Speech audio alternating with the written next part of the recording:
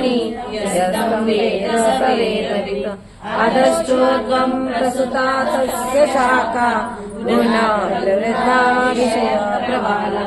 आदर्शमूलानि सन्ततानि कर्मानुबन्धीनि मनुष्यलोके न रूपमस्तेन ततोपलभ्यते नान्तो न चादिर्न च सम्प्रतिष्ठा